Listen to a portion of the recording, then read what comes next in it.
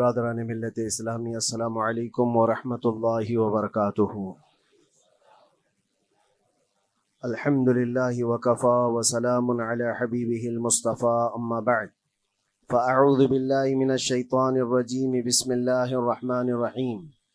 ان ینصرکم اللہ فلا غالب لکم وان یخذلکم فمن ذا الذی ینصرکم من بعدہ وعلی اللہ فلیتوکل المؤمنون۔ صدق اللہ مولانا العظیم۔ بارگاہ رسالت معاب صلی اللہ علیہ وسلم میں درود پاک کا ہدیہ پیش کریں۔ اللہم صلی علی سیدنا و مولانا محمد معدن الجود والکرم وآلہ واصحابہ الکرام وابنہ الکریم وبارک وسلم صلاة دائمة سرمدا ابدا۔ اللہ عز و جل قرآن عظیم میں فرماتا ہے، اگر اللہ تمہاری مدد کرے تو کوئی دوسرا غالب آ ہی نہیں سکتا۔ ان ینصرکم اللہ فلا غالب لکم، تم پر کوئی غلبہ حاصل نہیں کر سکتا اگر اللہ تمہاری مدد کرے۔ وَإِن يَخْذُلْكُمْ فَمَنْ ذَا الَّذِي يَنْصُرُكُمْ مِنْ بَعْدِهِ، اور آگے اللہ فرماتا ہے، اور اگر اللہ تمہیں چھوڑ دے یا گرا دے تو کون ہے اس کے بعد جو تمہاری مدد کرے؟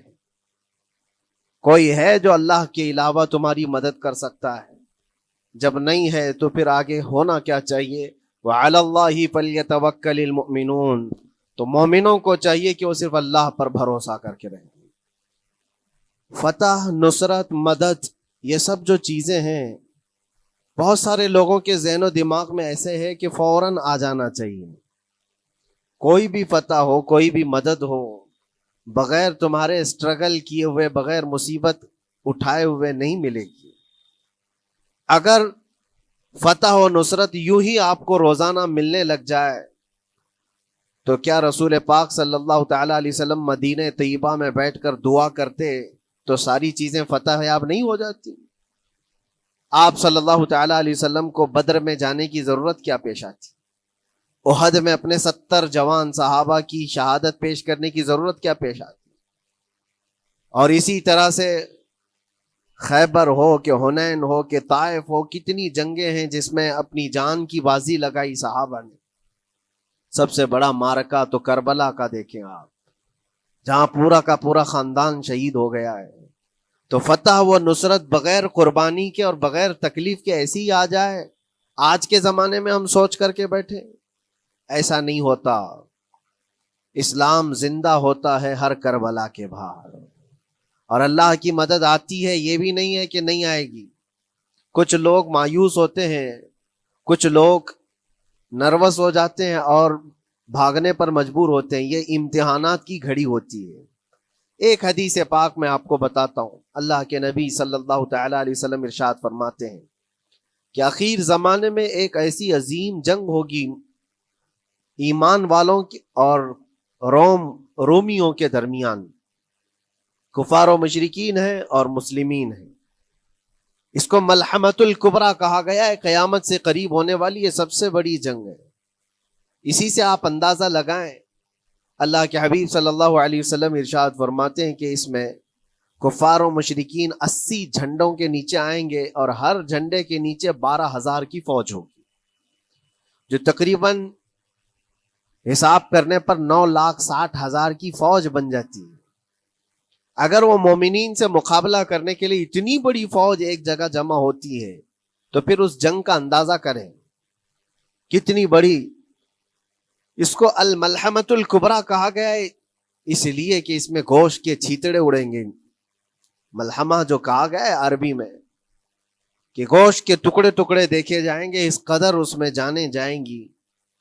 اس جنگ کے متعلق جو اللہ کے حبیب صلی اللہ علیہ وسلم نے پیشین گوئی کی ہے، جو پہلے سے خبر دی ہے، وہ کیا ہے؟ فرمایا کہ پہلا دن جب ہوگا مقابلہ کا تو اس میں مسلمانوں کی جماعت میں تعداد کتنی ہوگی یہ تو نہیں بتایا گیا۔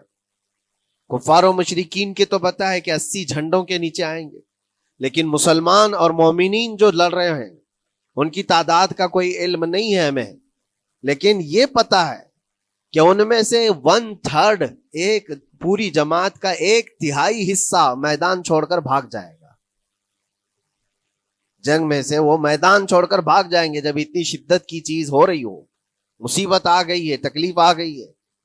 ایک تہائی میدان چھوڑ کر بھاگ جائیں گے. اور ان پر کیا فرمایا حضور پاک صلی اللہ علیہ وسلم فرماتے ہیں وہ دنیا کے روئے زمین کے بدترین لوگ ہوں گے, ان کی توبہ بھی قبول نہیں ہوگی. وہ سب سے بدترین لوگ ہوں گے, پیٹھ دکھا کر جو نکل چکے. دوسرا مرحلہ آئے گا, دوسرا پڑاؤ, ایک بہت سخت سٹرگل کرنے والا میدان ہے, مصیبت اٹھا رہے ہیں, مشقت اٹھا رہے ہیں. دوسرا دن ایسا ہوگا کہ مومنین کی جماعت کا 1/3 ایک تہائی حصہ شہید ہو جائے, قتل ہو جائیں گے. سوچو یہ بہت بڑی بات ہے. یہ دونوں چیزوں پر میں آج آپ سے گفتگو کرنا چاہتا ہوں. ایک تہائی حصہ میدان چھوڑ کر بھاگ جا رہا ہے اور ایک تہائی حصہ قتل ہو گیا, شہید ہو گئے. بچے کتنے ہیں؟ 1/3. لاسٹ میں ایک تہائی حصہ بچا ہے. یعنی ایک میں اگر 3 پارٹ کریں تو 2 پارٹ تو ختم ہو گئے, ایک پارٹ بچا ہے. اور اللہ کے نبی صلی اللہ علیہ وسلم فرماتے ہیں اللہ رب العزت اس آخری تہائی حصے کو فتح مبین عطا فرمائے گا. فتح تو ہے ان کی, فتح ہوگی ان کی, لیکن جو حصہ بچا ہوگا وہ اخیر کا 1/3 حصہ ہوگا. اب اس پر مجھے عرض یہ کرنا ہے, مومنوں کو اگر فتح دیکھنا ہے, اللہ کی نصرت اور مدد دیکھنی ہے, تو یہ 2 چیزیں تو برداشت کرنی پڑیں گی. کون سی؟ پہلی چیز اپنوں کا چھوڑ کر بھاگ جانا, اور دوسرا اپنوں کا اپنے سامنے مر جانا. یہ دونوں چیزیں ہمیں دیکھنا پڑے گا. بہت سارے ایسے ہوں گے جو چھوڑ کر جا چکے ہوں گے, دامن چھڑا رہے ہوں گے, بھاگ چکے ہوں گے, اور کچھ وہ ہوں گے جو لڑتے لڑتے اپنی جان دے چکے ہوں گے. یہ دونوں بھی بہت سخت مسئلے ہیں میرے عزیزوں. انسان کو یہ پگھلا دیتی ہیں چیزیں. اگر آپ کو ایسا لگے کہ میرے اپنے جاننے والے لوگوں میں سے کچھ لوگ مجھے چھوڑ کر بھاگ جا رہے ہیں, تو یہی انسان ٹوٹ جاتا ہے, اس کے دل کی کیفیت بدلنے لگ جاتی ہے, وہ پھر مایوسی کا شکار ہونے لگتا ہے. میری جماعت میں 100 لوگ تھے, 90 تو بھاگ رہے ہیں, 10 کیا کریں گے؟ اس کا اندر سے جو عزم تھا, حوصلہ تھا, وہ ڈاواں ڈول ہونے لگ جاتا ہے. اپنوں کا چھوڑنا یہ بہت بڑی آزمائش ہوتی ہے. وہ کسی بھی میدان میں آپ دیکھ لیں, کسی بھی میدان میں اپنے لوگ اگر چھوڑ دیتے ہیں تو یہ اس کے لیے آزمائش ہے بہت بڑی. اور دوسری آزمائش تو یہ ہے, بچے آدھے تھے, اس میں سے تو آدھے انتقال کر گئے. کبھی میرا عزیز دوست, کبھی میرا عزیز مشورہ دینے والا مشیر, کبھی بہت زیادہ مجھے سپورٹ کرنے والا, ایسے لوگ جب انتقال کرنے لگ جائیں تب پھر آدمی پھر ٹوٹ جاتا ہے.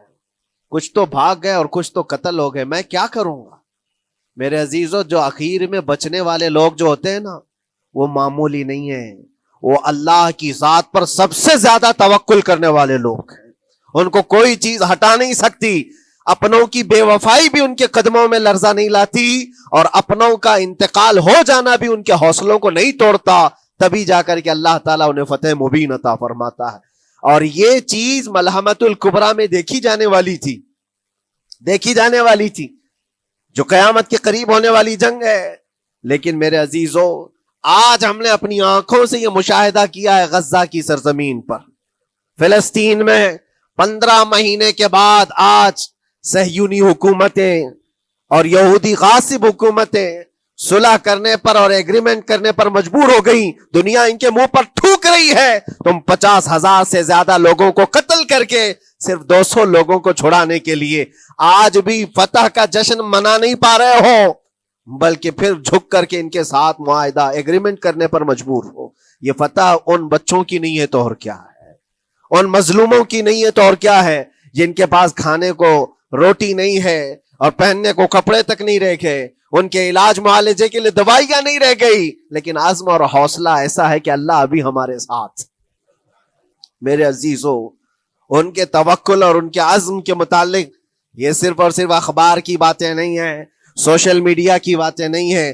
مخبر صادق رسول کریم صلی اللہ علیہ وسلم نے 1400 سال پہلے ہی بشارت دی تھی. اللہ کے نبی صلی اللہ علیہ وسلم فرماتے ہیں کہ دمشق کے ابواب یا پھر بیت المقدس کے آس پاس رہنے والوں میں ایک جماعت ہمیشہ قیامت تک ایسی رہے گی جو حق کے لیے لڑتی رہے گی. حضور پاک صلی اللہ علیہ وسلم فرماتے ہیں حق کے لیے وہ لڑتی رہے گی، قیامت تک ایک جماعت ہوگی. اور ان کی فضیلت میں میرے آقا فرماتے ہیں کہ ان لا یضرهم خذلان من خذلهم، ان کو دھوکہ دینے والوں کا دھوکہ ان پر کچھ اثر نہیں کرے گا، یا پھر ان کو چھوڑ دینے والے یا ان کی بات نہیں کرنے والے، یہ سب چیزیں ان کو کچھ بھی ضرر نہیں پہنچائیں گی. میں اس سے قبل اسی مسجد میں آپ کے پاس اس حدیث کو دہرا چکا ہوں، بیان کر چکا ہوں. اللہ کے نبی صلی اللہ علیہ وسلم فرماتے ہیں ان کو کوئی چیز نقصان نہیں پہنچائے گی، دھوکہ دینے والوں کی دھوکہ دڑی ان کا کچھ نقصان نہیں پہنچائے گی. آپ ہو سکتا ہے سوال کریں، عمارتیں ٹوٹ کر راکھ میں بدل گئی، ہزاروں بچے قبروں میں سو گئے، کتنی عورتیں بیوہ ہو گئیں، کتنوں کے گھر اجاڑے گئے، کتنوں کے ہاتھ پیر توڑے گئے ہیں، بمباری میں وہاں پر کون صحیح سلامت رہا، 2 لاکھ کے قریب لوگ متاثر ہوئے، اور مولانا آپ کہتے ہیں حضور نے فرمایا حدیث میں ان کو کچھ نقصان نہیں ہوگا. یہ نقصان نہیں ہے تو اور کیا ہے؟ ہو سکتا ہے آپ کے ذہن میں یہ سوال گردش کر رہا ہو، آپ بار بار یہ سوچ رہے ہوں گے اللہ کے نبی نے فرمایا ان کو کوئی چیز نقصان نہیں دے گی، دھوکہ دینے والوں کی دھوکہ دڑی سے ان کا کچھ بگڑے گا نہیں. اتنا تو بگڑ چکا، پورا راکھ میں بدل گئے، علاج کرانے کے لیے دوائی تک نہیں ہے، تو پھر کیا؟ اللہ کے نبی نے کیا فرمایا کہ ان کو نقصان نہیں پہنچے گا، ان کو ضرر نہیں ہوگا. پھر یہ ساری تکلیفیں اور یہ ضرر کیا ہے؟ میں بتاتا ہوں میرے عزیزوں، جسم کا نقصان، جان کا نقصان، مال کا نقصان، جائیداد کا نقصان، یہ اللہ کے نبی نے نہیں فرمایا. یہ نقصانات مومن کے لیے کوئی معنی نہیں رکھتے.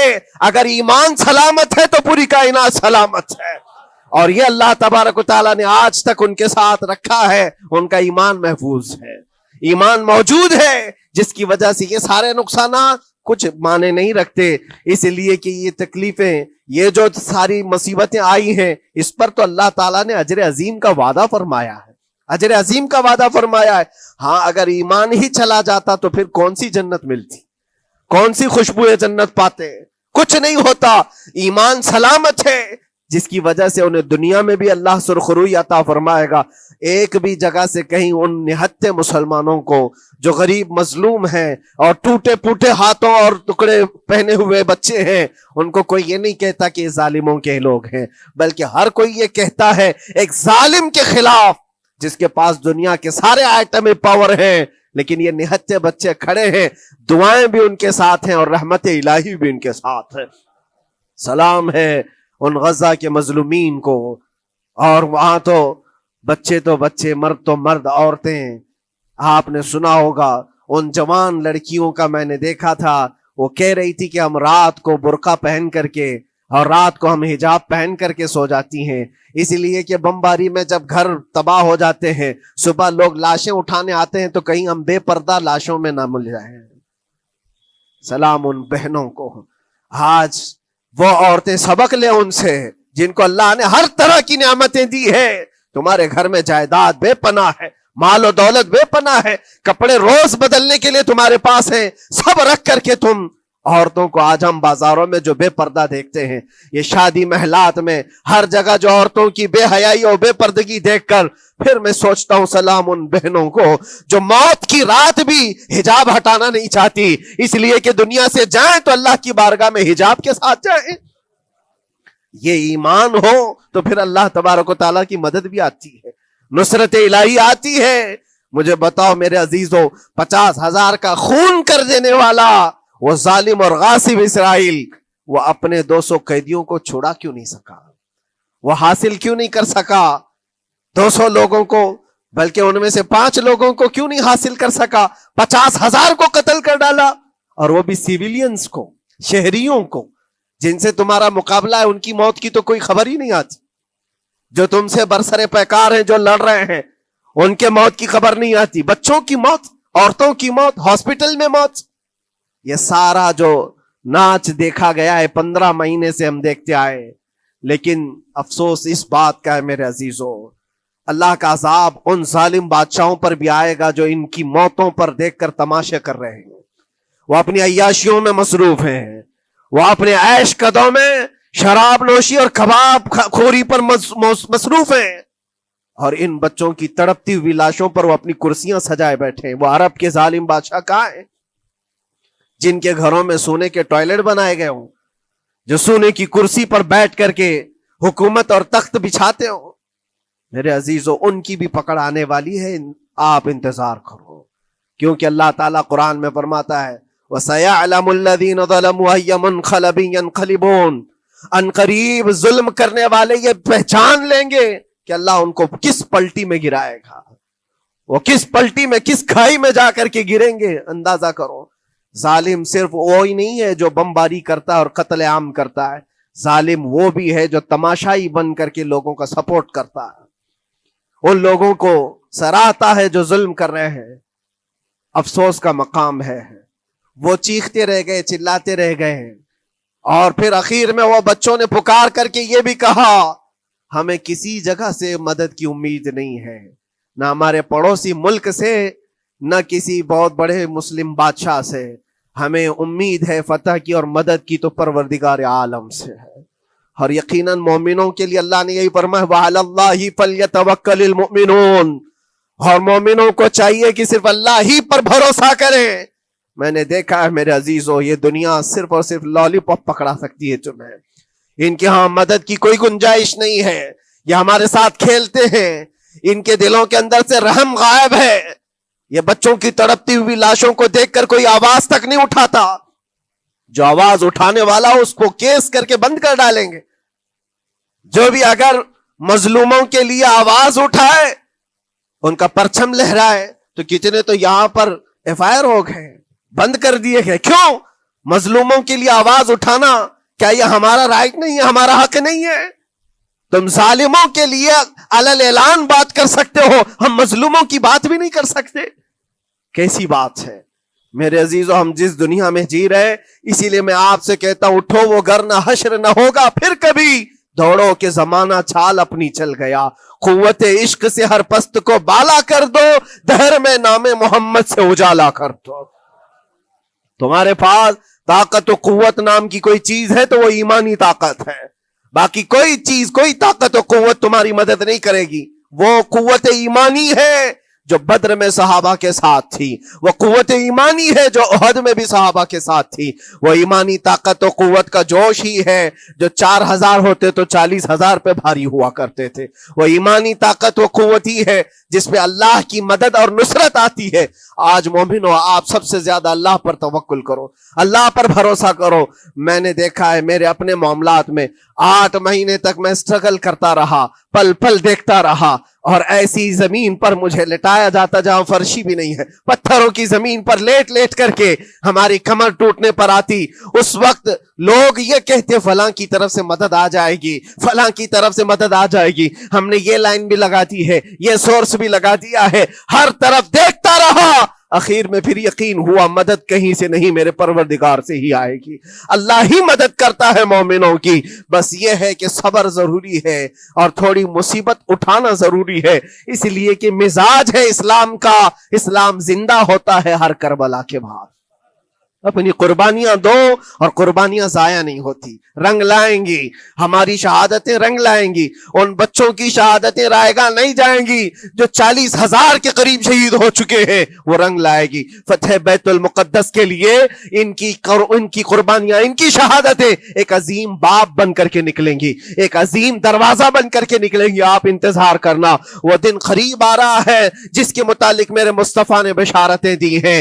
ایک وقت وہ آئے گا جب امام مہدی کا ظہور ہوگا اور صرف پرچم اسلام لہرائے گا، وہ دن آئے گا، یہ قربانیاں ضائع نہیں جائیں گی میرے عزیزوں۔ اور اللہ کریم نے قرآن میں فرمایا، آپ لوگ ڈرتے ہوں گے مولانا پھر سے یہ ساری چیزیں بول رہے ہیں، ان کو برا لگے گا، ان کو برا لگے گا، بہتوں کو برا لگے گا، یہ میری بات نہیں، قرآن کہتا ہے وَلَوْ كَرِهَ الْكَافِرُونَ وَلَوْ كَرِهَ الْمُشْرِكُونَ۔ اللہ قرآن میں فرماتا ہے یریدون لیطفئوا نور اللہ بافواہہم، لوگ تو چاہتے ہیں اللہ کے چراغ کو اپنے منہ کے پھونکوں سے بجھا دیں، اللہ کے چراغ کو اپنے منہ کے پھونکوں سے بجھا دیں۔ اللہ کا چراغ اسلام ہے، اللہ کا چراغ یہ قرآن ہے، اللہ کا چراغ رسول پاک کی ذات ہے، اور ظالم یہ چاہتے ہیں اپنے منہ کے پھونکوں سے اس چراغ کو بجھا دے اور قرآن کہتے ہیں واللہ متم نورہ، اللہ تعالیٰ اپنے نور کو، اپنے چراغ کو مکمل کر کے رہے گا اور پوری دنیا میں غالب آ کر رہے گا۔ آخر میں یہ جملہ اللہ نے فرمایا